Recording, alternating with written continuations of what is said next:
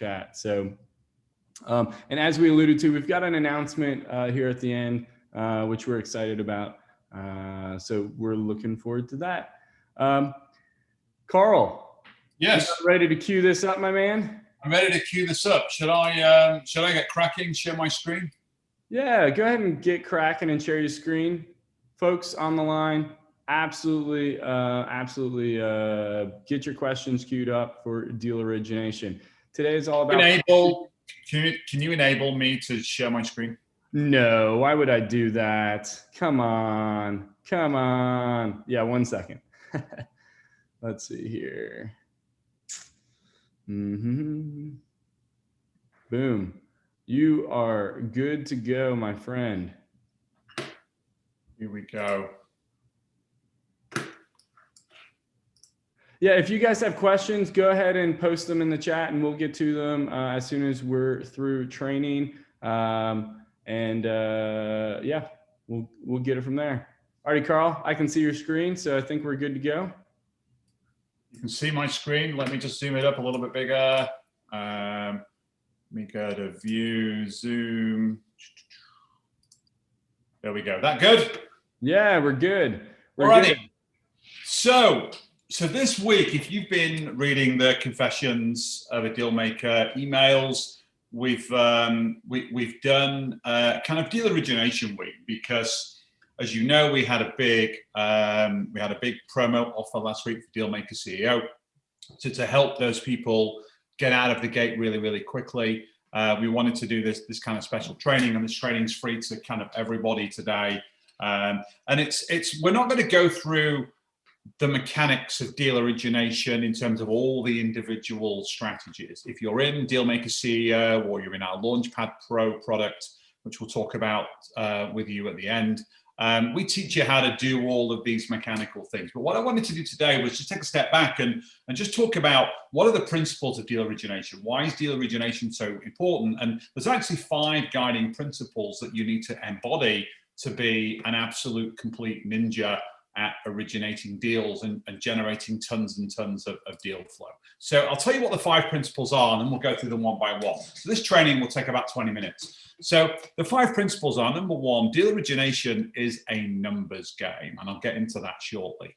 Number 2, 90% of deal origination when it comes to the seller is about psychology. There's a common theme that it's all about numbers. It's not. Psychology is far more important in the small and medium businesses that we're targeting. So we'll get into that.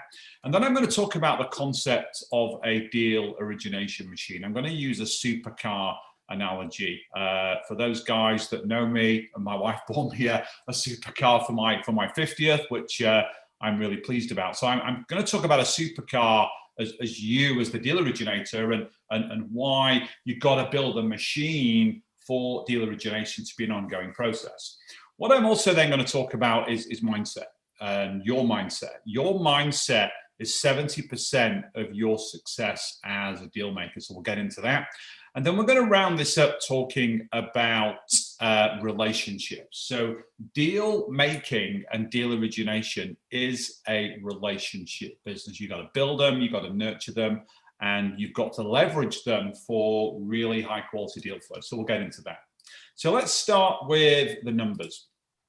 So like anything, it's all about focus and it's all about numbers. And deal origination, guys, it's a lot like sales. So if any of you guys have worked in sales, you know that to win a customer for your product or your service, you have to build a funnel, and you put loads of leads into your funnel, and then you go through, you qualify those potential customers, and then some of them are going to buy from you and some of them aren't. And deal origination is very, very similar to that. You cannot randomly pick one deal and expect that deal to be closed. Sometimes you get lucky, and it actually works like that. There are students in Launchpad Pro and Dealmaker CEO that just found one deal and they closed it. But generally, that's the exception rather than the rule. Generally, you need a bunch of deals to look at, because these deals, you might not like them. They might not like you. The numbers might not work. You might not be able to get the financing that you need. It might not be a motivated seller. So you need lots of opportunities that you source from all the different multiple methods. And I'm going to summarize the key for deal origination methods later. So what you do is you generate a bunch of opportunities, and then your goal is to just very, very quickly filter them. So you're filtering them on, is it a deal that's in your wheelhouse? Do you have a motivated seller? Does it have assets and cash flows and those different types of things? So you're filtering those businesses to then create a forced list, a short list. And then as you whittle that list down, and you might start out with 50 leads, and then you end up with 5 or 10 that you really, really like and they like you. Those are then the deals that you tend to need to spend the time on. So deal origination is a numbers game. You can't pick a random deal. It might work for you, but having lots of different options and opportunities is the smart way to go.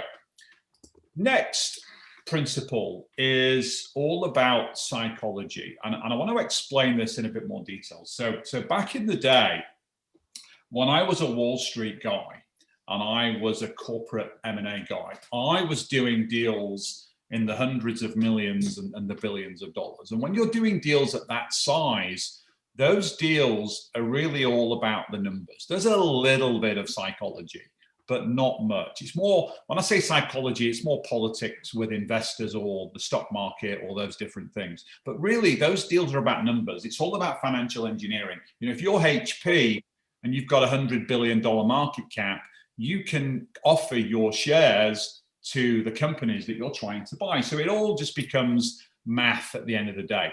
But where we play, sub 10 million and even more so sub $5 million in terms of the revenue of the business, it flips. So it becomes 90% about the seller psychology and only really 10% about the numbers. And when you think about it, when you're looking at deals, there are really 3 things that you need to focus on. So number one, you've got to focus on a deal, especially your first deal.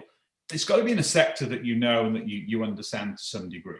You also want a deal and a business that's got some form of financial DNA, some financial attributes that are going to allow you to buy it using other people's money. And those are assets, and they sit on a balance sheet, and cash flows. If the business is generating a lot of cash flow, then it's pretty straightforward going out and raising financing to buy it. But one of the key things, and this is what most rookie deal makers fail to understand, is a big part of the perfect deal is finding that distressed or highly motivated seller of a good business. And let me give you an analogy.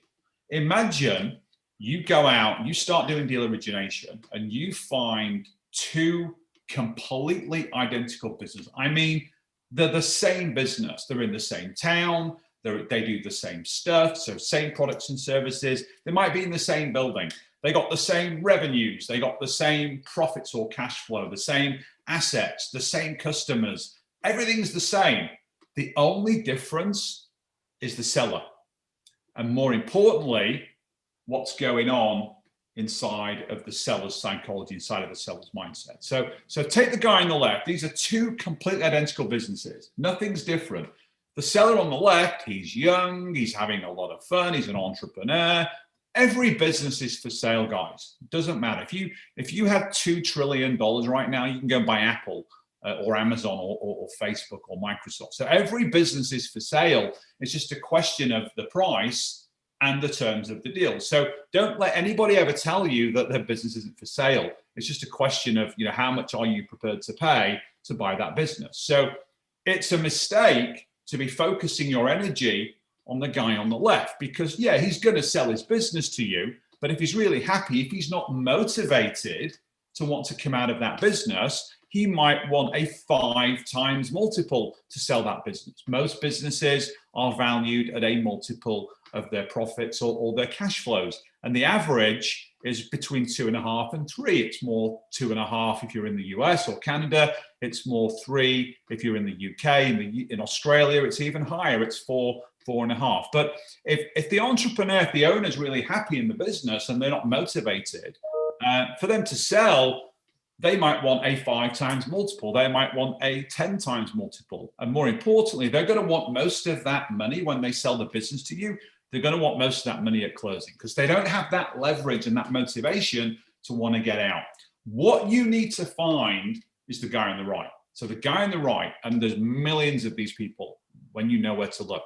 You want the retiring baby boomer, or you want the frustrated, burnt out, distressed entrepreneur. So they're the total opposite of the guy on the left. This is the seller that's not really having any fun. They might want to retire. They might be sick. They might be dying in some cases. They might have just run out of energy. There could be a whole host of different reasons why they no longer want to be in their business. They want to come out of their business and get on with their life. So that seller is going to be prepared to sell the business to you for a lower multiple in that 2 to 3 average range. And more importantly, they're going to be prepared to take a lot of the money for the business after closing. And that's called seller financing or deferred consideration. So when you're looking for deals, you've got to find the guys on the right, not the guys on the left. Principle number 3 is deal origination. Is you've got to look at it as a machine. You've got to look at it as an ongoing process. So back to the supercar. You know, I didn't get a Ferrari for my 50th. I got an Audi R8 Turbo, but here's a Ferrari example. So imagine yourself. So you're the deal maker. You're the Ferrari. You're the supercar that's going to go out there and do deals. So if that's you, your destination is really the outcome. What are you actually looking to achieve? And it's to buy a business, small business, doing an LBO deal, leverage buyout deal without you putting your own money in. And your map, your GPS to get you to where you're going to go is Dealmaker CEO, or it could be Launchpad Pro, or any of the other training that we have. But what's really important is there's 2 critical elements to being successful. The first one is the fuel for the car. Without fuel, the car's not going to start. And your fuel is your mindset. So it's your mindset, it's your purpose, it's why are you actually doing this? And we'll get into that next. But really what's key for deal origination is the engine. So you can have a Ferrari with full of fuel. If it's not got an engine inside of it, it's not going to move fast, which is what you want to do. So your engine is your deal origination machine. And when you look at the 10-step system of buying any business, you know the steps. It's mindset, deal spec, deal origination is step number 3. Then you have all the other steps. And one mistake that I see a lot of deal makers making is they'll do deal origination as part of step 3. And then when they start having meetings, they stop originating deals and they carry on with the rest of the process. And the problem with that is if you only originate 3 or 4 deals and all of those deals don't amount to something, then you've got to start again and start repriming the pump. So what's critical is your deal origination has got to be an ongoing process. Same with mindset, which I'll get into next. So whilst you might not start deal origination till step 3 in the process, you can do that very, very quickly, because once you've gone through the mindset training and once you've gone through the deal specification training in Dealmaker CEO or Launchpad Pro, then you'll know exactly what type of business you want to buy, but more importantly, why you want to buy it. What are the reasons that you want to become a business owner? Is it legacy? Is it freedom? Is it wealth? Is it cash flow? You'll understand all those things, and then that becomes your fuel and your purpose to really take this forward. But then when you start deal originating, you've got to carry on doing it. And that's not just because you might only want to buy one business. If you want to buy 10 businesses or 73 businesses, which is our current student record, then obviously you're going to be doing deal origination for years and years and years and years. But even if you're only doing one deal, don't stop originating deals until you've closed that first deal, because you might find other opportunities that you can do for bolt-on acquisitions. And let's just talk about mindset. So step 4 is mindset. So mindset is really 70% of your success as a deal maker. There are 3 things that will make you successful as a deal maker. The first one is having a strategy. So it's having Dealmaker CEO, it's having Launchpad Pro, it's being in the academy, it's being in props. That's a system, that's training, that's tools, that's skills that you can model. But knowledge alone is not power. people that say that knowledge is power, it's total BS in my opinion. You've got to execute, you've got to implement the knowledge to get the results that you want. So if 10% of success is the system, the map that you use, 20% of it is actually executing. So it's taking the action and putting it into practice. But what will drive your execution, what will make you do that work and get the results that you want is your mindset. And your mindset boils down to 4 things. It's what you believe.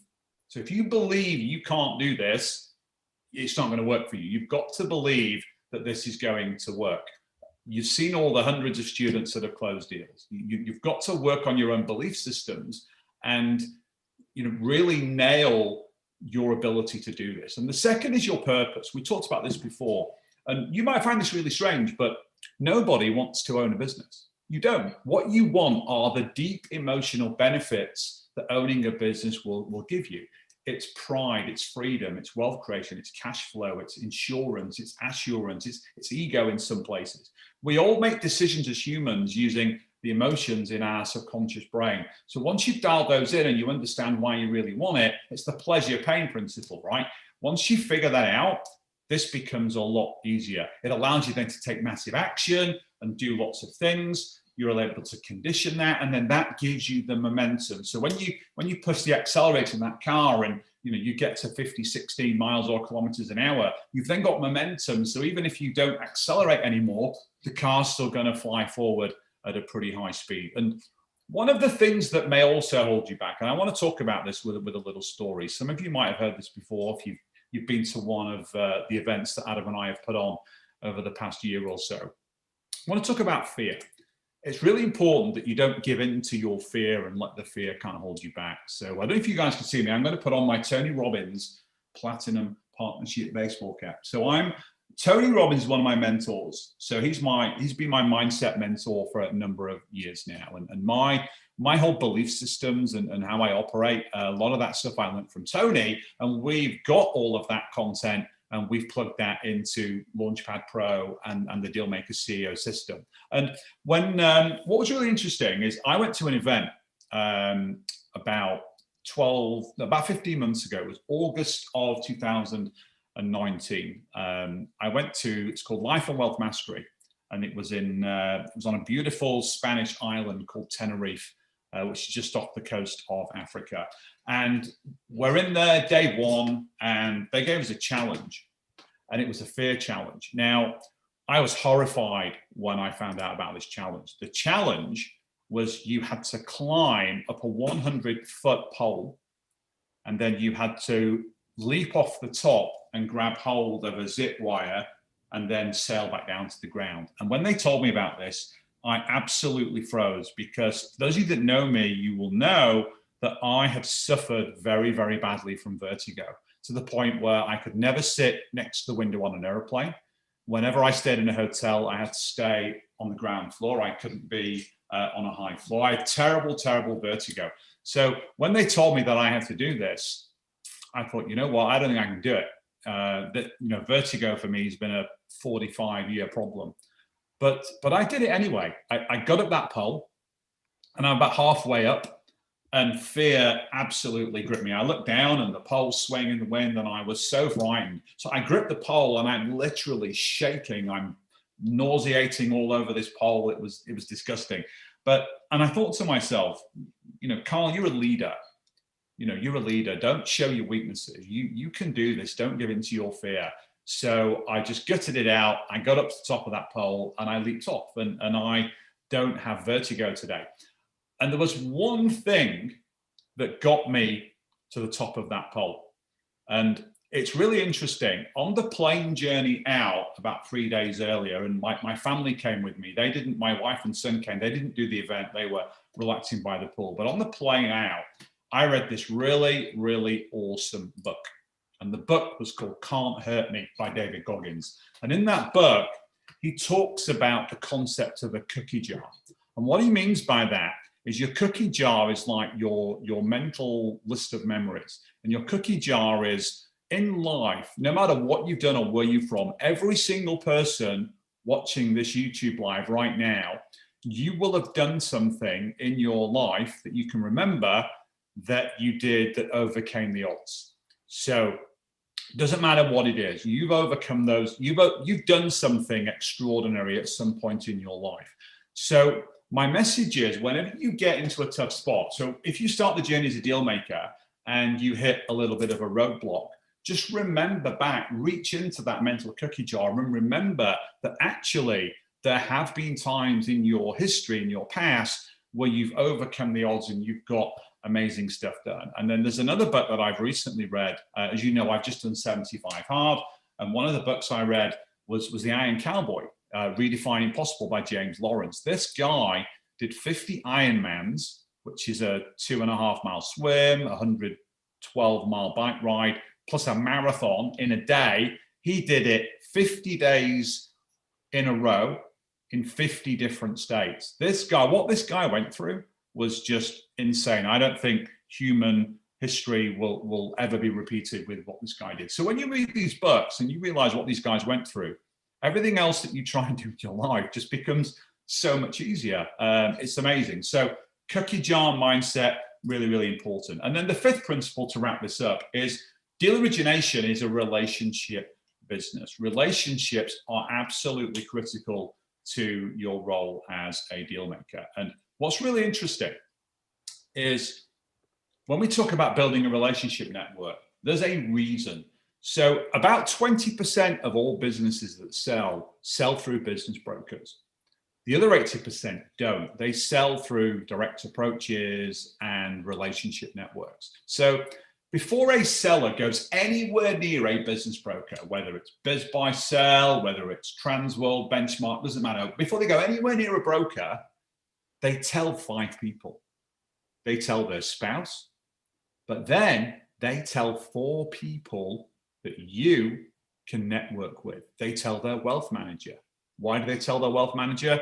Well, it's like, hey, Jim, I'm about to sell my business. Hopefully, I'm going to get some money at closing. I'm going to need you to invest that money for me into the market that's going to give me a return. So if you're networking with wealth managers, if you're using LinkedIn or you're going to networking events and you're networking with wealth managers, they're going to send you deals. They will know businesses that are for sale and they're incentivized to help you because if they get you deal flow, then they are going to get commissions and fees when their client invests any closing proceeds. Similar with a CPA, the business owner will tell their CPA, say, hey, I'm thinking about selling my business. What do you think?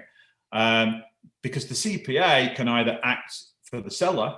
So if you're reaching out to CPAs, you're going to be able to get deal flow from them. Same with lawyers. Every deal needs a lawyer and a CPA. There's a CPA and a lawyer on the buy side, which is you. And there's a CPA and a lawyer on the sell side to help with the deal. So if you're networking with those people and you're speaking to them, they're going to have deals before a broker ever looks at them. And same with banks or financiers. So whoever the business banks with, or if they've got financing in the business already, networking with those people is going to give you that as well. And what's really important about relationships is TCRS. So what the F is TCRS. It's trust, it's credibility, it's rapport, and it's positioning yourself as a safe pair of hands. This is a human business.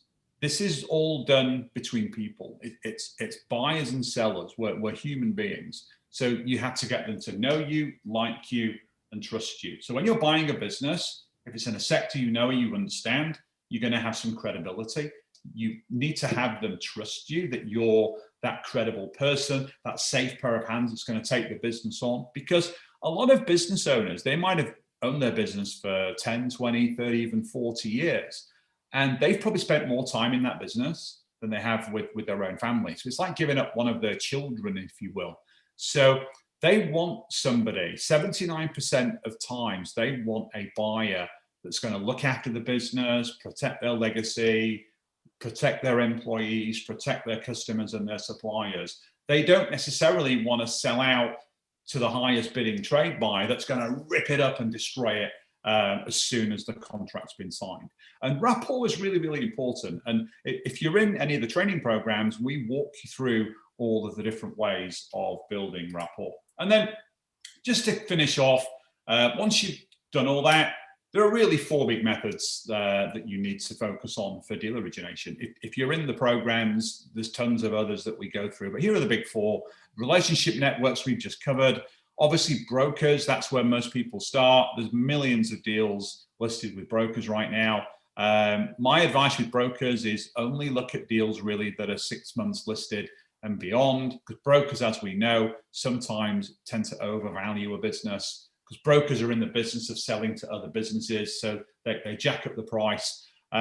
So after about 6 months, a lot of the tire kickers have gone, so you typically then have free reign. Direct approaches are my favorite method of doing deals. You can go online, there's loads of free or low-cost data that you can use, create a list. So if you want to buy a web design firm within 50 miles of Chicago, inside of about 30 minutes, you can find a list of hundreds of those companies, names, revenues, profits, and then you can just write to them in a highly professional way, highly confidential way. And again, if you're in any of the training programs, we have all of those scripts and methods to do that.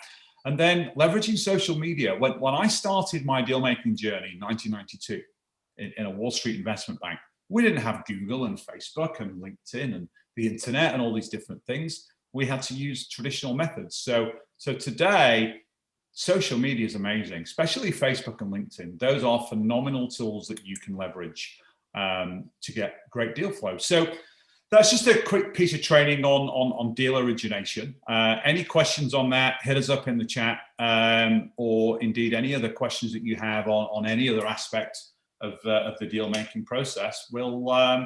We will answer those for you. So I hope you found that useful. Yeah, let's see if you've got questions. Yeah, absolutely. Well, thanks for running through that, Carl. Hopefully you guys found that helpful. I think there's a couple takeaways there, but for me, the biggest takeaway is that it all starts up in your head, right? Carl talked about mindset being 70%, really 70% of the process, especially when it comes to origination. And I have to agree with it. It is so incredibly important, that consistency, that as we've talked about in confessions this week and beyond, like always be originating, always be originating. You know, I'll just hold this up. This is for my phone. This is a picture one of our partners in the partner program posted this morning. That's 60 letters he's put together and written, customized to different opportunities. And he's going to mail those out, and he's going to work to contact those people. Like, that's hustle. That's origination. Carl, I'm going to ask you to pull one slide back up if you don't mind. So I want to go back to the slide of the funnel real quick, if you can pull that back up, and then we'll get to some questions. While you're doing that, just a shout out to everyone who's here. Let's see here. So we've got Bangor, we've got Kevin from Richmond. Kevin, I used to live in Richmond for a while. Love Richmond. We've got Jan, Anderson, Bala, Chad. We know Chad from Texas. David, Joseph. So good to see you guys. Money Cash. Let's see who else. Yeah, we've got David, Rich. Good to have you guys here. Good to have you guys here. So, all right. So let's. So Carl's got this slide back up. So it is a numbers game, and I want to talk about this particular slide in particular, right? I know Chad has asked this question. Chad's going to close a deal next week. It's his actual second deal. So congrats to Chad on that. But what's really important to think about, and Chad's question is, at what point, I'll just find it real quickly, about to close a deal, hopefully Tuesday. From my funnel, a second place opportunity is still for sale. How soon should I begin pursuing this after closing the current deal? It's very asset heavy. So from our perspective, especially if we're taking this always be originating mentality, you want to be originating and working on multiple deals at the same time. Because even though, Chad, you are literally days away, 4 days, 5 days away, potentially from closing another deal, you know, the important element here is that something could happen. Carl and I literally 11 months ago had a deal abort the day before closing, right? It happens. It can happen. And that was actually a deal in your home state there, Chad, in Texas. So So the idea is that deals can abort for a number of reasons. Carl also had the slide that showed all the 10 steps and where origination sits within the whole process. So no, there's so much left beyond the origination. Yep, perfect. And so the idea is that if you're not filling your funnel and moving things through this step-by-step process at all times and concurrently, you open yourselves up to be in a situation where you fail, where all of a sudden you don't have anything really in the pipeline because you put it all on pause. You had to restart the engine, so to speak. So exactly, reprime the pump. So the idea is you should always be originating. You should always be pouring into the top of that funnel, the top of that diagram, so that as you move through the process, you've always got opportunities, because it is a numbers game. Things will fall out. So I just want to really reiterate and reestablish those kind of key points from this. So reprime the pump. Oh, thanks. I'm gonna let's see. You want to stop sharing? Yeah, sure. We'll get to some questions here. So guys, ask your questions. We'll go through them now, but really going through that origination process consistently is really key. Okay, let's see here. Bengor's asked, what do I say to accountants and lawyers on LinkedIn? Well, that's pretty straightforward, actually. You just need to be honest and transparent with who you are and what you're looking to accomplish. The best part about networking is people, by and large, will look to help other people achieve their goals if they know about their goals. And that's just a really critical element of this, right? If you're not sharing with your friends, your family, any context you have, what you're looking to do and what you're looking to accomplish, it's going to be really hard for those people to keep their ears and their minds keyed to opportunities that might benefit you. The best deals are the ones that come to you from an off-market perspective. These are when people know what you're looking to do and they're bringing the deals to you. You know, Carl and I are in a situation where we have people bringing deals to us somewhat regularly and all the time. They want us to look at them. They want us to evaluate them. They want us to buy these companies. You know, for us, origination looks different as a result because we've built the network and we've built the kind of far-reaching group of individuals who know what we're looking to do. We're very transparent about we want to buy companies. And so for you guys, the more people you talk to and the more people you tell, the better. So getting back to your question, what do I say to accountants and lawyers? Just be direct. Tell them what you're looking to do. Tell them what you're looking to accomplish, but be specific, right? There's a lot of training in Dealmaker CEO and otherwhere around deal specification, and this is crazy important. It is the linchpin of good origination. If you don't know exactly what you're looking for, then how do you know where to look? And how do you know how to look? And how do you know what to look for? And if you tell people, hey, I'm looking to buy a company, and they're like, what kind? And you're like, I don't know. How can they help you originate deals? How can they think of anyone they know, anyone they trust, anyone in their network, right? Networks are an expanding ring, right? If you know 5 people and those 5 people know 5 people, all of a sudden you've got a network of 25 people, and it can be really powerful. Here's a little kind of like super pro tip. So this tip that I'm going to give you is absolute gold. So when you're talking to these people, so 2 things: be very specific to Adam's point about the type of business you want to buy, but also tell them why. Tell them why you want to buy this particular type of business, because people care more about not what you do, but why you do it. The Simon Sinek book, Start With Why, is a great example of that. The other thing as well is when you're talking to particularly lawyers and CPAs, you want to start the conversation by telling them that you're in the market for their services. So they're always going to want to talk to you. What lawyer or CPA doesn't want more clients? And tell them who you are, what you're looking to do. I want to buy a business. Here's why I want to buy a business. I need a CPA and a lawyer to help me close a deal that I find. And say to them, I've not really found any good deals at the moment. And you say to them, if you come across deals that fit that specification, by all means, send them through to me. Now, if they have a client that owns a business in that space, then they will still originate the deal for you because it helps their client sell the business. but then they won't be able to act for you. You can't have a lawyer or a CPA in the middle advising both you as the buyer and the seller of the business. But they'll still engage and set that deal up, because then they're going to make money from the seller as part of that transaction. So really important that you're cute with this, and you do this properly. Again, there's detailed training in CEO or the Launchpad Pro program, if you're in either of those, to walk you through it step by step. Yeah. Okay. So let's talk about, let's see. So that's the accountants and lawyers from Bangor. So hopefully we got your question answered there. Let's see here.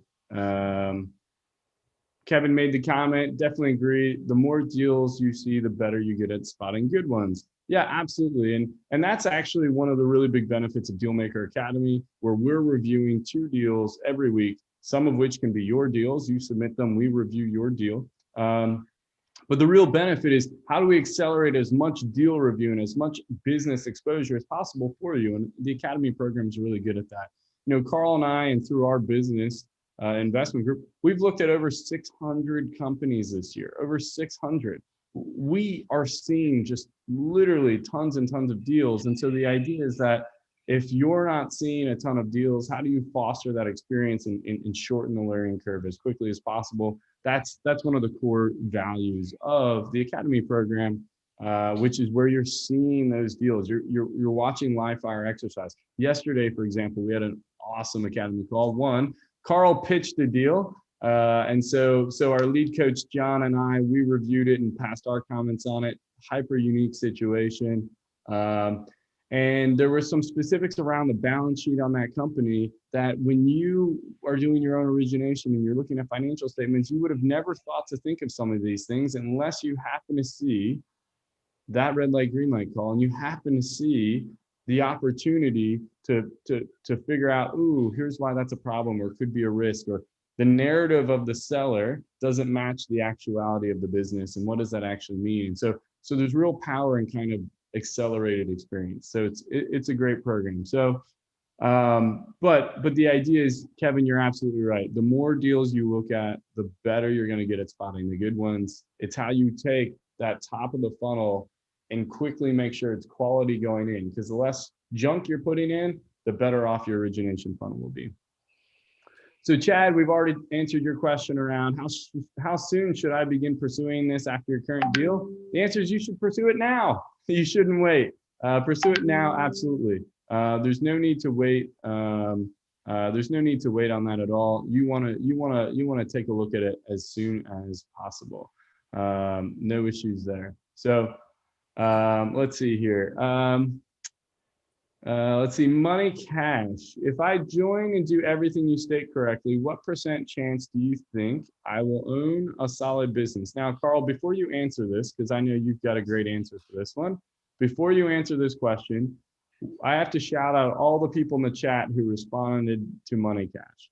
Bala, Kevin, Chad, Guad, and I'm forgetting your name, I think it was Rohan.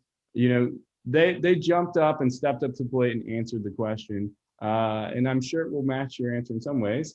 Answer one, I feel like the answer is close to, you won't know it until you do it. Kevin said, it's all about the work you put in, just like anything in life. Yes. Like, I can tell you that the resources in the group are amazing. The people are super helpful, definitely worth it.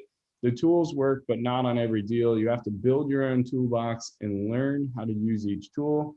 And then the percentage chance is 100% up to you. So those were the 4 answers people gave. And I have to say, you guys nailed it. But Carl, here's your crack. Be answer number 5.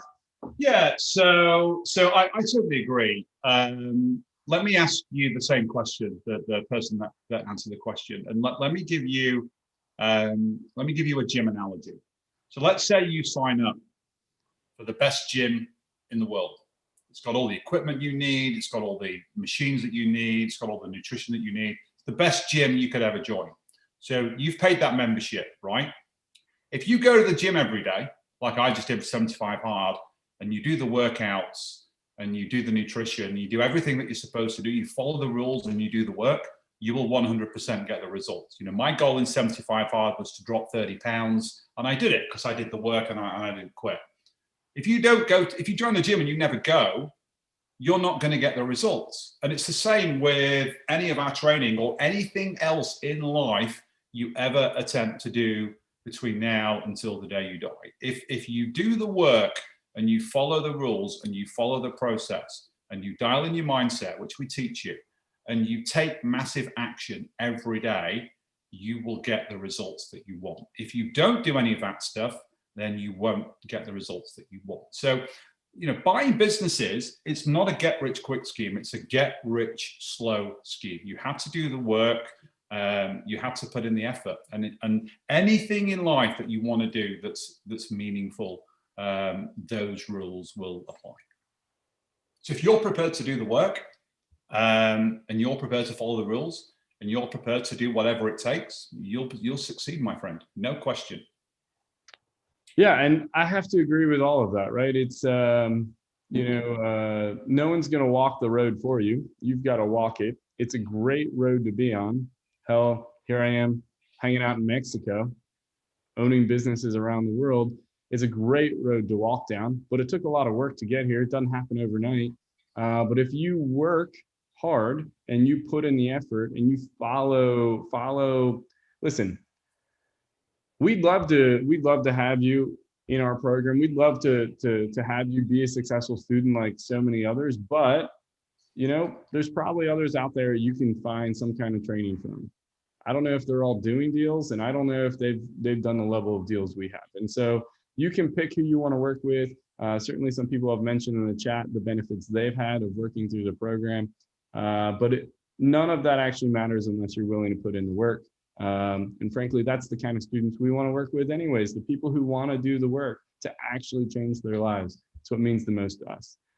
So let's see, next questions here.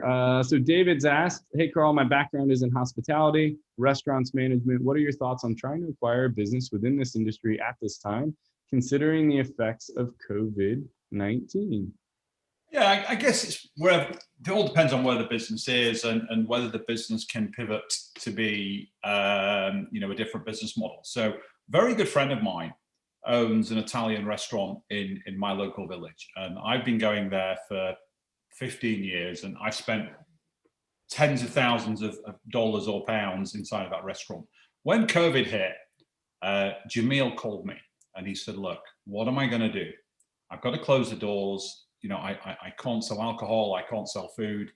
And I said to him, just pivot, offer delivery services, sell wine by the bottle, even sell the bottles of beer or spirits that you have, sell all your food, go take out. And obviously the UK is not like the US in that we don't have the viral Uber Eats and all those different things. Most of the UK is little towns and villages all over the country. We don't even have Uber in a lot of the UK. So for him to do that, it was risky for him, but he's 4x his revenues and probably 9x his profit since lockdown. And even though the UK has just gone back into lockdown, when all the restaurants opened again in July, he stayed as a delivery service because he was making so much money. He turned his entire restaurant into one giant kitchen and packaging facility. So like any business, I probably wouldn't buy an airline or a cruise ship right now, but most other businesses, you can pivot and take advantage of these new norms. I've got friends in retail that have done the same thing. They won't ever reopen as an in-store retailer because they've gone 100% to the internet and they're making just so much more money. So there's always ways to pivot, and your opportunity as a deal maker is find businesses where the owner is either unwilling to pivot or is too stubborn to pivot. They think that what they've done for the last 30 years will eventually come back. It may or it may not, but you can still survive and even thrive through the current environment by pivoting your business model to the new normal that we're seeing. Yeah, and just to dovetail on the back of that, right? Especially hospitality and restaurants in general. I would make the argument it's the best time to get in. It's also the worst time to get in. It's the best time to get in because valuations are rock bottom, right? You can pick up things for pennies on a dollar. However, it's the worst of times because you're coming into a highly uncertain situation. What regulations, what limitations, whether you can be open or not open. Maybe it's a business that thrives on delivery or hasn't even explored delivery, right? So the idea is there's always something there you can evaluate. But then I've got a real twist for you. If you've been in restaurant management, I would argue you've actually been in manufacturing, not restaurants. So I just want to challenge your beliefs and limitations on what is possible for you as an individual, right? A restaurant in and of itself is just another kind of manufacturer. It's all it is. It's taking a bunch of raw materials, applying a process and some labor, and turning out a finished product, right? It's no different than an actual manufacturer in so many of the KPIs, so many of the metrics, and so many of the decision-making processes that rule a restaurant. I know there's some people who own restaurants like Chad, who's watching today. Things that Chad is probably doing in his restaurant is the same thing that I've seen in restaurants before, where I've been in the industry and in the space. Everything is built around efficiency. Everything is built around minimizing waste, maximizing value, handling your labor efficiently. Listen, my cost of food sales has to be sub 25%, but we'll take it even further. Liquor's got a bucket, wine's got a bucket, meat's got a bucket, all other food products have a bucket, right? Like everything's got different buckets, and you can know and control. And it's just like any input into a manufacturing process. So as long as you've got that kind of stuff and that kind of management experience, there's nothing wrong with you potentially exploring outside of the restaurant business into even small manufacturers and things like that. Raw materials, labor, finished product. They're a little bit different. You might not have the same level of comfort or confidence, but realize it's the mindset and the approach and the experience you bring that can potentially overcome some of those limitations. So I would challenge you to think a little bit bigger, for sure. So hopefully we answered your question there. And the same thing goes, a little pivot on that. We get asked all the time, I'm in XYZ industry and I don't know if businesses can be bought in that space. Identify the core skills you really have, and then recognize what other industries those skills apply or are relevant, right? If you're a knock up, bang up marketer, you can probably work in most industries. The key here, and this is why we talk about deal specification so much, and stay in your lane, stay with what you know, stay with what you're comfortable with, is because it's less about how you handle the company after acquisition. It's more about how you handle the buying process with the sellers. Sellers want someone who's credible, can walk the walk and talk the talk. And if you don't know anything about the space, they're going to have a hard time believing or having any confidence in you that they're going to sell you that business, and they're going to maximize an earnout with you. They're going to maximize any other upside or seller note isn't going to get paid. So that's where we talk about stay in your lane, know what you're really comfortable with. So really evaluate your skills and understand what makes sense. So hopefully that helps you guys. Let's see. So that was for David. So another David, Carl, how do you currently meet lawyers and accountants in 2020? There's no networking anymore. Zoom, Microsoft meetings, for telephone calls. Better to do it face to face because it's easier to build rapport. Remember TCRs, trust, credibility, rapport, safe pair of hands. A lot easier to do that face to face, like we're face to face today.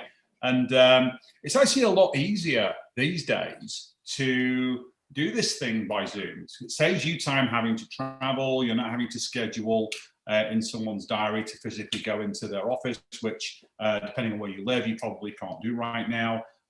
What I'm finding is professional advisors, they do have a lot more time available, and they're always in the market to try and grow their own business, grow their own practice. So they're always keen on having the conversations like I talked about before.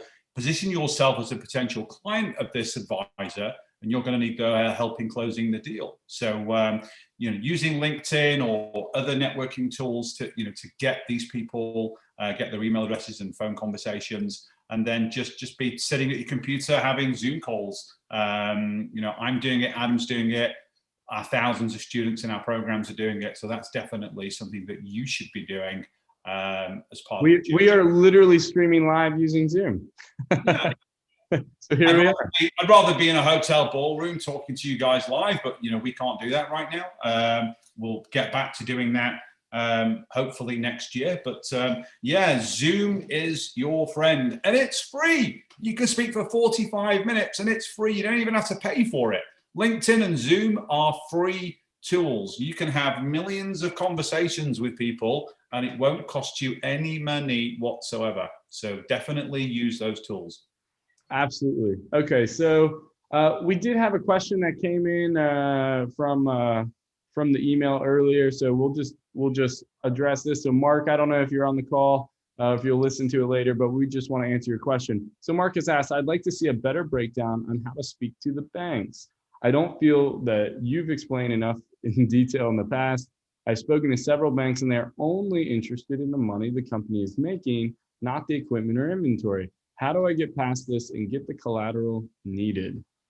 So that's a great question. And Mark, if you're in Dealmaker CEO or Launchpad Pro, there is a very detailed training lesson and loads of tools on exactly how the financing process works. So when you're talking to banks, you're obviously at the later stage of a deal. And when you talk about them not being focused on the assets of the business, on the cash flows, the both are actually really, really important. Assets are important because that's one of the financial attributes of the business that you can use to raise money. So whether it's real estate, fixed assets, inventory, or accounts receivables, those are all assets on the business that can be utilized to generate funds for you to buy the business. But the cash flow of the business, why the banks are always focused on the cash flow, is it doesn't matter what the assets are in the business. If you find a business that's not making any profit, A, you shouldn't be buying that business anyway. But B, if you're doing a deal and the business has got no cash flow, it doesn't have the money to service the loan that you're going to be using to buy the business. So banks and other financiers, they're typically looking for both assets and cash flows. Having said that, there is a process called a cash flow lend. And that allows you to raise financing to buy businesses that might not have any assets. So like an IT company or a software company, something like that. And that's where the SBA come in. The SBA can finance those deals, or traditional banks doing something called the cash flow loan. So I think going forward, Adam, financing might be worth its own little mini training like this. We can do that on a future YouTube live, where we can go into the details, in a bit more detail. So how does that work? You're okay with that? Yeah, absolutely. We can definitely slot that in, no problem at all. So let's get to another question here. Thanks guys for so many questions. We really appreciate it. Okay, so Pamela's asked, how does the broker get paid in an LBO deal? What is a broker's typical percentage? Well, it really depends on how that deal structure. Brokers are paid off the percentage of the guaranteed sales price typically. So in a deal where a company's making, say, $300,000 a year in earnings, and you've paid just over a 3 times multiple, so you've paid $1 million, okay? Or that's the valuation of the business. If the seller's holding a full note, or you're putting down some combination of a closing payment or otherwise, but the guaranteed purchase price is $1 million, so pretty much anything not including an earnout, they're gonna get paid their percentage against the $1 million. I've seen percentages anywhere from 5 to 10%. So on a 10% rate, the broker is going to pocket $100,000 of the $1 million for their fee for the transaction. So when factoring that into an LBO, you've got to play that into the seller psychology. And this is why direct deals are better where you don't have a broker. But when you have a broker, you factor that into the actual closing payment and seller psychology when you're putting the deal together. For example, if the business has enough assets, accounts receivable, equipment, et cetera, that you can pull out a $500,000 closing payment for that business, you'll write a check for $500,000, leveraging those assets. The seller is then going to write a $100,000 check to the broker, and they'll have a net of $400 in their pocket. But it's important to really understand how that impacts deals that don't necessarily have the assets to do a true LBO, or in the case where the seller's holding the full note. How are they going to get the cash to pay the broker? So one option here, and I love this option, and It's rare to find a broker who doesn't want to make even more money. But what I do is I say, seller, I'm going to save you money. Broker, I'm going to pay you more money. And everyone wins because the deal gets closed. So in the case where you've got a deal where there's not a very large closing payment, or at least large enough to ensure that the seller has cash above and beyond the broker's payment, I simply negotiate with the broker. This is deal making. You can negotiate with anyone and everyone in the process. And that's the beauty of this. So the broker, I might say, listen, you're 100,000, okay? What if I paid you 125,000, right? You're going to make 25 grand more for the same transaction, but you have to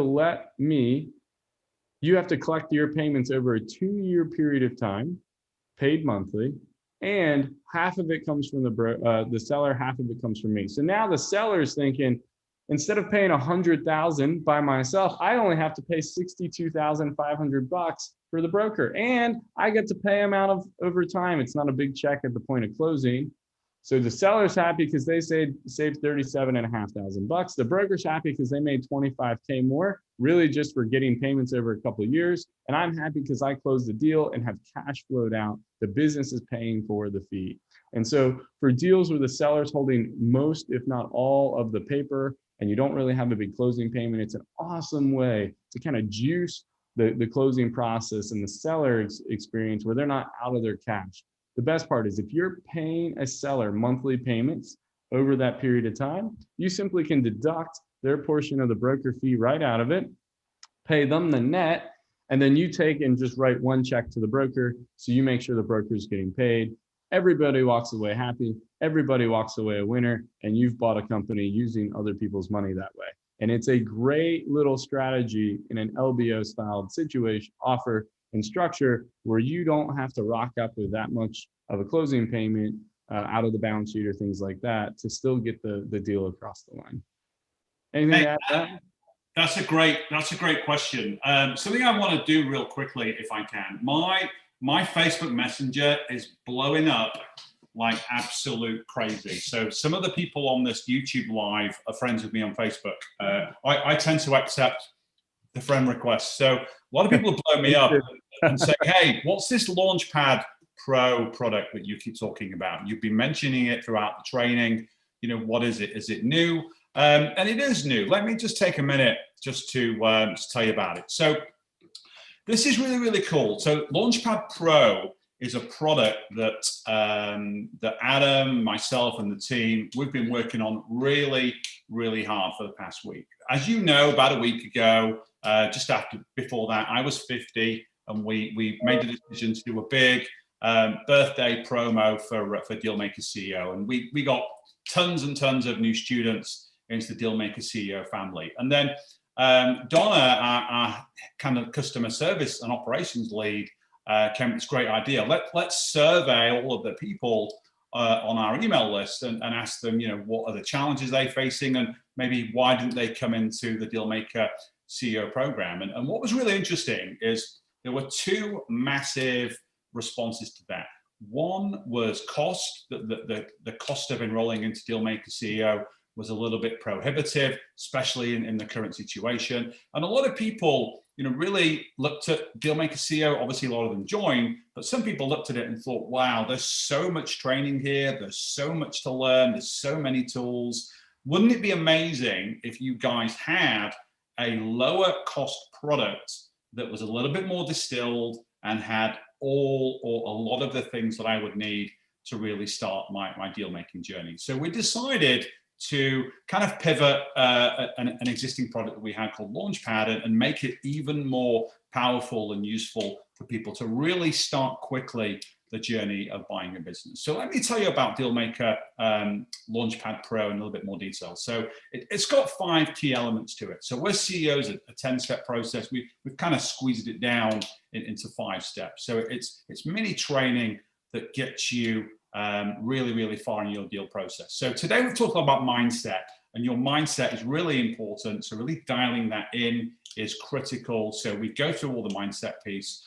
We go through a lot of the deal specification tools so that you can really understand, what's a perfect business for you to buy. To Adam's point, so what you're looking for when you start your deal origination. And then we get into the details of a lot of the deal origination strategies that we hinted at as part of this little mini training today. So brokers, how to deal with brokers, how to negotiate with brokers, how to do the direct approaches, all the scripts that we talked about, we give you those as well. How to leverage social media and get LinkedIn and Facebook as places to send you tons of high quality deals. And then how to build that relationship network that we talked about, the wealth managers, the CPAs, the attorneys, the financiers. How do you leverage all those amazing people in your locality or even specifically in the industry you're targeting to send you tons and tons of great deal flow? So we've put all that together for you in the Dealmaker Launchpad Pro program, but there's some awesome bonuses as well. So we're going to give you guys a copy of my book. Let's see if my book's in my library. It is. I've got the book, Zero Down Business Buying Secrets. We give you a copy of this bad boy.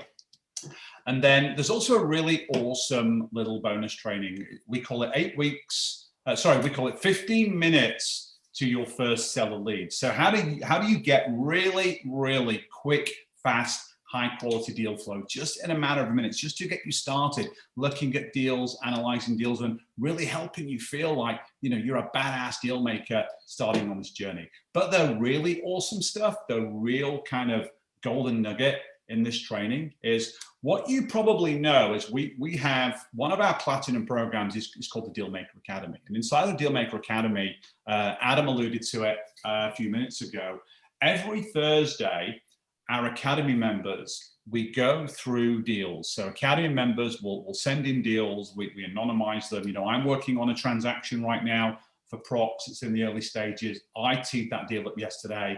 And there's some incredible deal makers on the Academy call. It's not just myself and Adam and John, who's our head of coaching, and Sarah, who's the CFO of our Prox private equity business. But there's some deal makers on there that they have closed deals. They were like you were even 3-6 months ago. They had no idea how this worked. They were attending this free training. They've joined, they went into the Academy as well, and they're sending in their deals. And it's called the red light, green light training. And what we do on the Academy call is that we take a bunch of deals on a weekly basis and we break them down. And Adam and I and John and Sarah will tell you how we would close those deals. What are the questions that are coming out? What are the things that you need to find out from the seller? And we focus on the numbers, but we also focus a lot on that seller psychology, what we talked about before. So it's really, really valuable. So what we've decided to do, and this is crazy, this is so crazy, but we're going to do it anyway. We're going to give you guys 8 weeks access to the red light, green light trainings. So you won't be joining the call because Academy is a $10,000 a year program, as you know, because some of you are in it. But what we're actually going to do is there's 8 deals that we've reviewed over the past few months that really kind of give you everything, give you all of that analytical insights that you need to be able to do deals. And we're going to give you 16 deals that you can watch. You can watch our reviews, and you're going to learn so much through those bonus trainings. Every deal you look at, you're going to be able to kind of link to one of these other deals, and you know exactly what to do and how to take the deal to the next step. So this Launchpad Pro offer, so having mindset, deal specification, deal origination, we'll even talk to you about other people's money, how to use other people's money to finance your deals. There's a full business buying checklist in there as well, plus all of those crazy bonuses. We've decided we're going to give you all that stuff for only one payment of $297. And all this is designed to really get you started in your deal making journey for that really low starting investment. So let me ask you a question. What's your gut telling you right now? Because if you're still watching this YouTube right now, it's because you want to learn how to buy a business, and your gut is telling you it's probably a good idea to enroll in this $297 Launchpad Pro training that we just talked about, and really get you started on the journey with Adam and I coaching you throughout the process. And if I could just give you one piece of advice, it would be this: really listen to your gut. Because if I had listened to my own gut back in 2008, when I abandoned the corporate world, as you know, I was doing this for other people. If I had not abandoned the corporate world, listened to my gut, to become the entrepreneur that I am today, my life would have been very, very way different. And I wouldn't have the wealth I have now, the network I have now. I wouldn't have the endless opportunities I have now. And I wouldn't have the freedom that I have now to choose my own path, set my own hours, and really, I'll be honest, live the life of my dreams with my family. So, if your gut is telling you that, going deeper with Adam and I, as students of Launchpad Pro, if your gut's telling you that's the right thing to do, I sincerely urge you to listen to it. And I was doing some back of the napkin math while Adam was answering one of the last questions. My decision to become a deal maker, a full-time buyer of businesses, it saved me 37,440 painful hours having to work for someone else. And that decision, that journey, it's generated me at least 8 figures in wealth creation since that pivotal moment back in 2008 when I listened to my own gut and I made that big call. And what's really even more powerful for me is that decision has been spread across the amazing student base that we have today. And those hours and that wealth creation that I've personally had, that's now multiplied in terms of what they've been able to achieve, not having to work for other people and the money that they're now generating. So may I ask you a personal question, right? So we both know there's a risk to going deeper, and perhaps you won't like the training. That's why there's a money back guarantee. Perhaps you won't finish the training. That's why Launchpad Pro has a private Facebook members group where we'll push you and keep you accountable. There's students in there that are even in the academy program. They're even in the props program. They've done deals, so they can advise you and coach you and move you along as well. But there's no shortage of what ifs in this life. But here's the most important what if of them all. What if you made this work? Seriously, what if you made this work for yourself? Just take an arbitrary guess. Just write down on a piece of paper. Write down what one good deal may be worth to you. Is it $100,000? Is it $500,000? Is it $1 million? Is it more? Now compare that to the risk of not going deeper with Adam and I. Now here's the personal question. Is it worth it?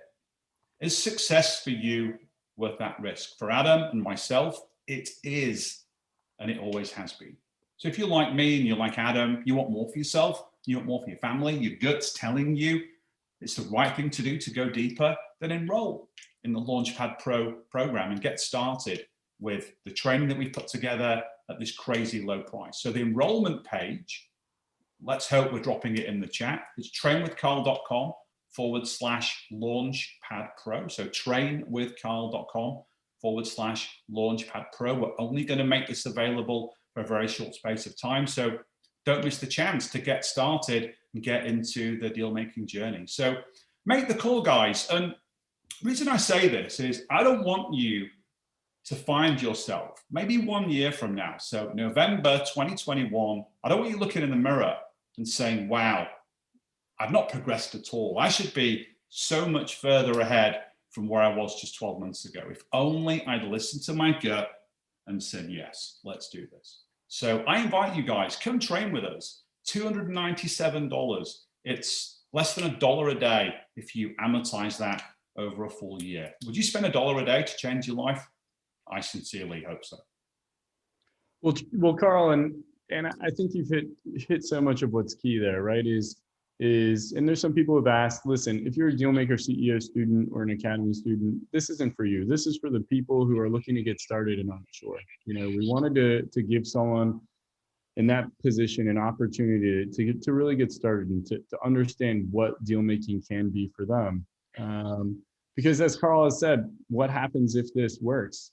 Here I am, a deal maker in my own right, a business partner to Carl, a business owner of multiple businesses. You're in Mexico. And here I am living in Mexico, right? I can go anywhere, be anywhere, do anything. And I want that for you if that's what you want. You don't necessarily have to live in Mexico, but you can live and be where you want to be. You can provide for your family. You can create a legacy. Frankly, you can make the people around you somewhat envious of your success. And the idea is it all comes down to, are you willing to take the chance and risk it, right? So one thing I would say is deal makers are action takers.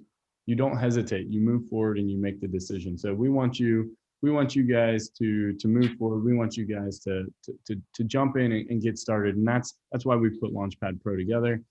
We have dropped a link in the comments if you're interested in joining.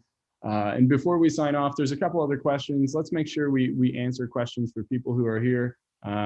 So let's see what else we have here. Okay.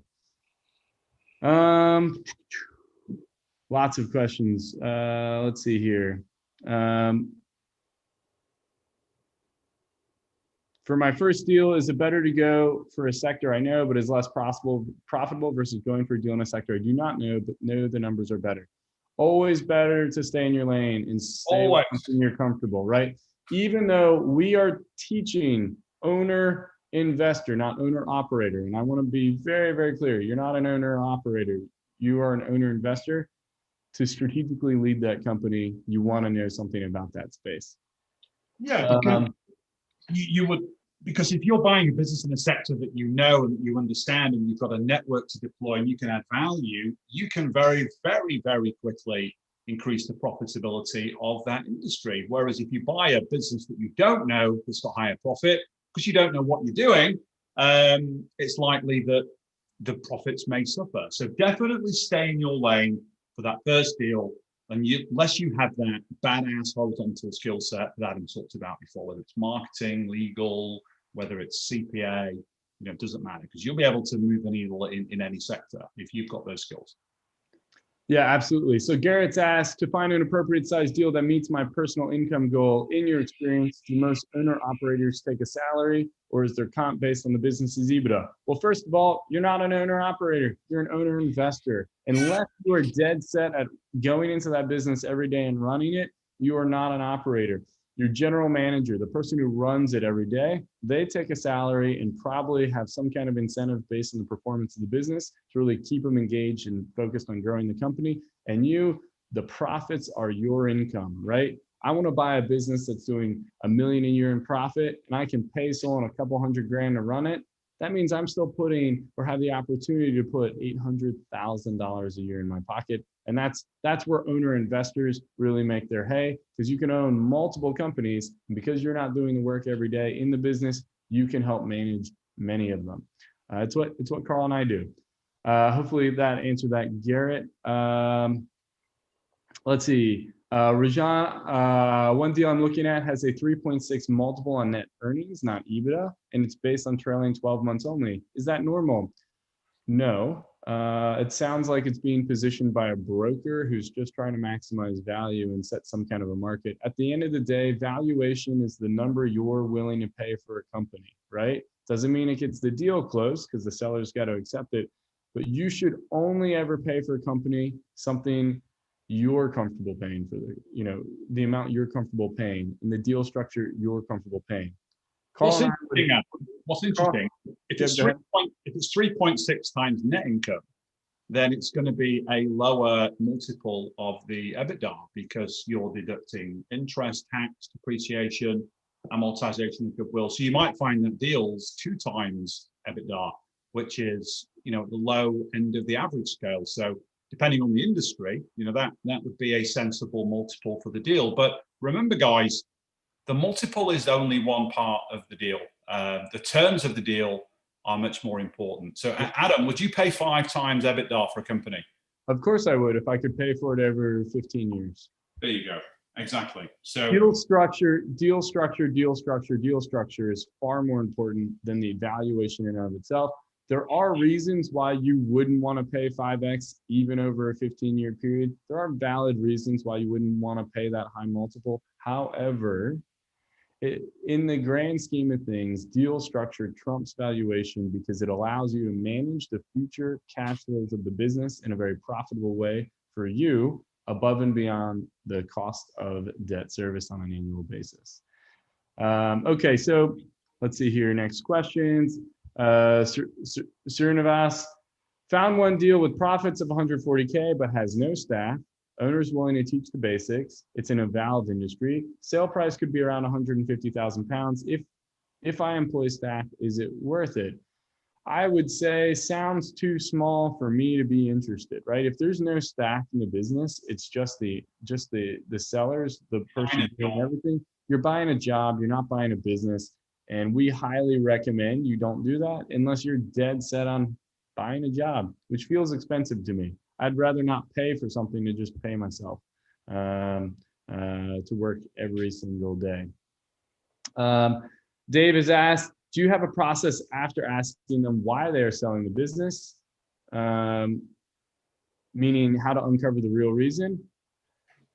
I think most sellers, if you just ask a question and let them talk and you just listen, you're going to find out whether it's direct and they're transparent, or if they're kind of masking it. It'll come out in other answers. So the biggest thing is, remember, buying a business and talking with sellers is a lot like dating. You're getting to know the person. And just like you're getting to know the person, you're going to uncover who they really are over the course of multiple conversations.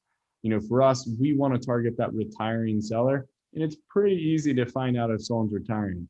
That 35-year-old who's selling a business he started 5-10 years ago, they're not retiring. They've got other things in their mind for what they want to do in life, and they're looking for a cash out more than likely. Someone who's 65 years old, they've been running this company for 30, 35 years, they are looking to retire. So you don't necessarily have to look too far to find the real answer. And most sellers aren't going to be shy about what they're looking to do in the future. Let's see. Pamela's asked, I'm interested in a deal that is through a broker. Oh, we already answered that one. My bad. Let's see. What is the preferred way to finance a roll-up of a professional service business with little to no assets to leverage? So professional services businesses do have assets. So typically they will have accounts receivables. So let's say you find a business, professional services company doing $1 million in revenues, say $100,000 in profits. You're buying that business for say 2.5 times profits, so $250,000. That business is probably got 60 to 90 days of its revenue tied up in accounts receivables on its balance sheet. So you might have $250,000 of AR on your balance sheet for that business. And as long as it's, you know, good clients, luckily you might get $200,000 in financing.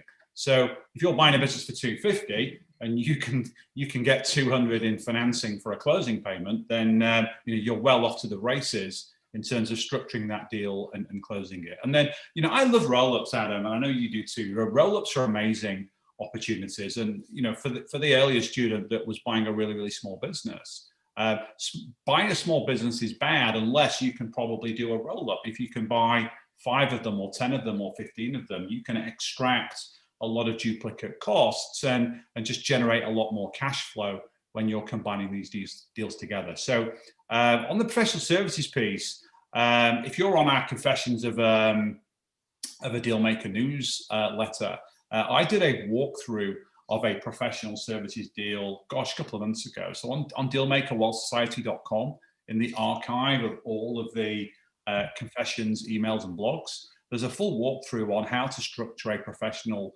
services deal in the way that I just described. So it'll give you a lot more detail than what I just said. So you can definitely finance those deals for sure. Absolutely. Absolutely. And just want to shout out everyone who's in the chat, who's talking about the Dealmaker programs and how amazing they are. We appreciate it. It's Thanks, guys. We do, you know, we hope you guys all become successful entrepreneurs in your own right. It's really our mission here. So really appreciate it. Okay. So Linda, hey, Linda, good to hear from you. Hey, Linda. If buying just the assets of a healthy business, who pays down or negotiates away liabilities and how? What about payables, assuming you want to maintain a business with good suppliers versus long-term liabilities? So the easiest and shortest question is everything is negotiable. Typically in an asset sale, you're buying the assets free and clear of all encumbrances or debt. So if you have equipment that's tied up with some kind of notes payable, the proceeds of the purchase, the seller will take those and pay down the debt. However, you can, again, with anything, negotiate that the liabilities come along with some of those revenue generating assets. When it comes to payables, again, in an asset purchase, a lot of times people are looking for a cash-free, debt-free deal. And so it's totally up to you and how you want to structure the deal. You have that flexibility. Yeah.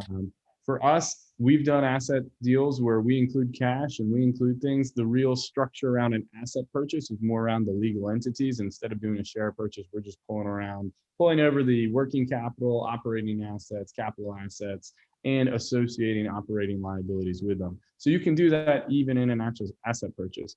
Asset versus share is really talking about the manner in which you're acquiring them, not necessarily what's always included in the purchase. Let's see here. When you do an initial meeting with the seller, this is from Alex, Carl says it's important you don't mention a no money down deal. Do you send the offer letters without the seller knowing it's a no money down? So I'm going to let Carl answer this, but the one point I want to make is the initial meeting with a seller and the point in which you put an offer letter together, there's a lot of stuff in the middle there, like a whole lot of stuff. So just keep that in mind. Carl, you want to actually? Yeah, it's like, would you walk into a bar, meet a member of the opposite sex or the same sex? Doesn't matter to me. Would you meet them and within 10 minutes ask them to marry you? You know, you wouldn't. Most times they would run away. You're going to spend time dating them. You're going to spend time getting to know them. You know, what you like about them, what they like about you. And then a period of time elapses and you might want to take that to the next level and even marry that person. So there's a time period. It's the same when you're doing a deal. If you walk into a seller meeting and within 10 minutes, hey, I'm going to buy your business. I'm not using any of my own money. It's going to be no money down. You're going to have to wait for all of your money until they know you, like you, trust you, and you develop trust, rapport, credibility, and you've positioned yourself as that safe pair of hands. They're probably going to throw you out of the building. You need to spend the time building and nurturing that relationship. Really, really important. Yeah, it's crazy critical. Let's see here. Have we got time for another couple of questions? Yeah, we've got time. I'm just skimming through. There's so many good comments about how great our programs are. I just got to get past them all. so bear with me. Chrome Clapper has said the biggest thing is to not hesitate. Take action if you want to change your life. Couldn't agree more. I like that guy. Yeah. Do the bank and or the escrow folks handle the whole transaction moves? If I know the seller really well, do I just put my 20% down payment to escrow the bank, or can I just send it to the seller? You should have attorneys throughout the entire process. You want to use an escrow, allow the attorneys to handle the transaction of money. You do not want to be involved with that element. Just let them do it. It's part of the process. It avoids any issues, to say the least. So, yeah, no worries at all. Hopefully that answers that question. Okay, if you have retail investor interest, how could I set up a fund to call the capital when I have a deal that I'm putting cash down on? Well, that's going to step a little bit outside the scope of today's conversation, but the shortest thing you could do is, if you're in the US, there's a ton of crowdfunding type opportunities and platforms where you could rock up, pitch the deal, and allow people to fund. If these are retail investors within your personal networking community, just set up a partnership, have them commit the capital and put it in. Make sure they put the money in at the point of you setting it up, and now you've got the capital ready to deploy if you're going to be making moves. We won't get into all of the details of crowdfunding and all that at this point. That's a much bigger conversation. All right, so here we go. Last question, unless I've seen anything else, but Jim has asked, when going into a partnership, do you recommend having a partner agreement? If so, what would you include in it? The first answer is yes. Yes. Always. Always. So legal partnership agreements and operating agreements are super important for a couple of reasons. Number one, and this is probably the attorney lingo language getting beaten into my head. Operating agreements and shareholder agreements are there to protect everyone involved in the case something goes wrong, right? So Carl and I, we're business partners. We've signed many an operating agreement together. Rarely One today even. today even, yeah. Rarely are we signing an agreement because I don't like Carl and Carl doesn't like me and we've got problems. We're happy. We're buddy-buddy. We're in a great situation. I can't wait to pick up Carl at the airport here in Mexico next week. Like we're in a great place, but that doesn't mean something can't go wrong. And it's not unusual for in business for there to be a difference of opinions, for there to be a change of objectives, and for there to be negative outcomes. And these operating agreements and shareholder agreements are purely designed to help dictate and determine ahead of time what the outcome and decision-making process is in the case of adversity of any type. And so the idea is it helps determine who actually makes the final decision. It determines what happens when the business is sold, what liabilities there are, who can make decisions in running and managing and operating the company. All of those things are hypercritical. I would strongly suggest you obviously find and build a relationship with an attorney who is familiar and has done a lot of M&A type transaction work, up to and including the setting up of entities with partnership agreements. So just super critical. It's a non-negotiable to have that set up. Yep, totally agree. Let's see here. Can CEO members have access to the red light, green light vault you're providing to Launchpad Pro? We've not talked about that, about kind of a separate upgrade or something like that. If you want to fire in a message to customer service, we'll talk about that and we'll get back to you just so we know how to get back to you. But I would highly recommend you make the jump to Academy anyways. That's just me. I think that program is worth it by a mile. And we'll structure them for you, tell you what to do next. Yeah, I mean, yeah, you're literally getting, I don't know if I want to dox how old John is, but let's just say between John, Carl, and I, we're just well on our way to 100 years of deal making experience. And so it's just really important to know that if you're in the Academy program and you've got a deal and you submit it, you're getting all three of us looking at that and evaluating that deal and providing insights. That's unmatched. It is an opportunity for us to weigh in. Carl and I would say extremely rarely ever work one-on-one with students. It's a way for you to get access to us and really hear our insights on things and do so in a highly affordable way. For us to individually look at deals, we're talking about generally, I think right now we charge like five or so grand for 30 minutes of our time for direct one-on-one input. So Academy is a killer opportunity to get some of that, but in a group setting while also learning and watching other people's deals. So it's a killer value as a result. Yep. Okay. Let's see. I am looking to see if we've got any other questions here. Guys, this has been unbelievable. A great session. Yeah, this has been killer. Normally we do these for an hour. We're at the 95-minute mark, guys. This is great. So glad you guys have joined us. We are super thrilled to have you. Chroma said John has 400 years of experience. He might as well. He's touched that many deals in his life, right?